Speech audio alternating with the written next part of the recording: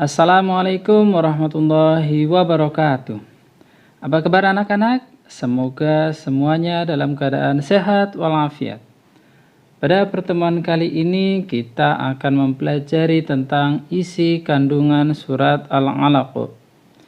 Sebelumnya, marilah kita mulai pembelajaran kita dengan membaca basmalah bersama.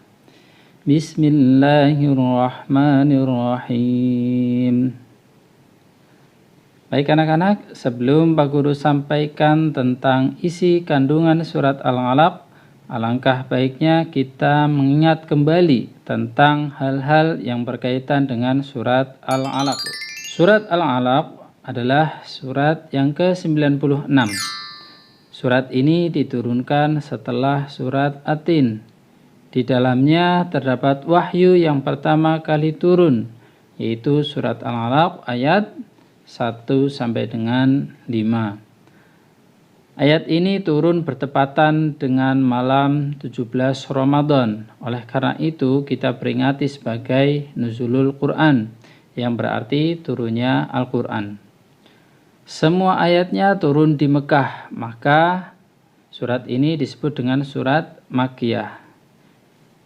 Surat Al-Alaq dinamakan dengan Al-Alaq karena diambil dari ayat kedua. Al-Alaq artinya segumpal darah. Baik anak-anak, itulah sekelumit tentang surat Al-Alaq. Selanjutnya mari anak-anak perhatikan penjelasan Pak Guru tentang isi kandungan surat Al-Alaq. Isi kandungan surat Al-Alaq diantaranya adalah yang pertama, perintah untuk membaca. Dalam ayat 1 sampai 5 kita diperintahkan untuk membaca. Kita dituntut untuk mempelajari ilmu pengetahuan, baik ilmu umum maupun ilmu agama. Apalagi saat ini perkembangan teknologi begitu pesat. Maka kita sebagai seorang muslim harus mampu menguasai teknologi. Kita jangan merasa puas terhadap ilmu pengetahuan yang telah kita peroleh, karena ilmu pengetahuan itu sangat luas. Kita dituntut untuk mencari dan menguasainya. Di samping itu, dengan menguasai ilmu pengetahuan, iman kita kepada Allah Subhanahu wa Ta'ala akan semakin tebal, sehingga kita akan mengenal hakikat penciptaan manusia. Isi kandungan surat Al-Alaq yang kedua adalah manusia seringkali melupakan kenikmatan dari Allah Subhanahu wa Ta'ala. Manusia merasa dirinya kaya dan berkecukupan, bahkan ia menjadi takabur dan menganggap orang lain remeh karena merasa orang lain tidak ada yang mampu menandinginya. Sikap seperti ini adalah sikap yang tidak baik, maka dari itu kita harus menghindarinya.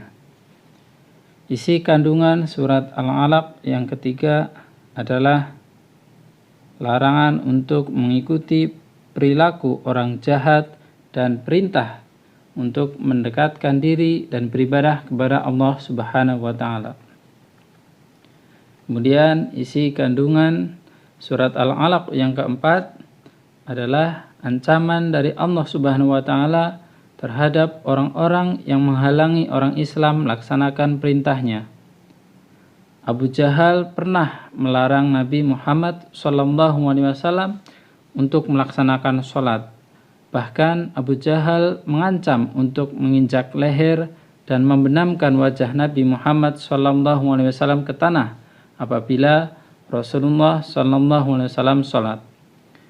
Namun kenyataannya, setelah Abu Jahal melihat Nabi Muhammad SAW sedang sholat, ia mundur, tidak bisa mendekati Rasulullah SAW, apalagi sampai menginjak leher dan membenamkan wajahnya, karena dia merasa ada parit dari api yang menakutkan dan bersayap-sayap.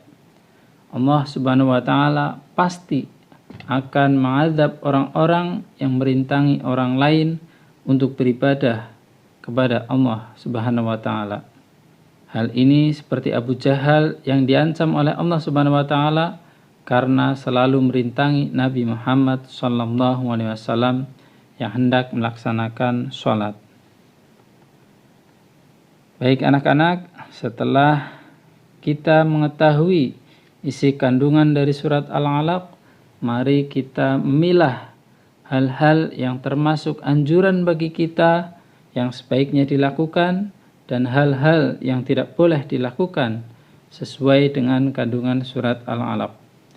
Untuk itu, Pak Guru meminta kepada anak-anak agar mengerjakan kegiatan 2 dan 3 di buku modul halaman 8 dan 9. Baik anak-anak, sampai di sini pembelajaran kita kali ini. Marilah kita tutup dengan baca hamdalah bersama-sama. Alhamdulillahirabbil alamin. Wassalamualaikum warahmatullahi wabarakatuh. Baca terus min satu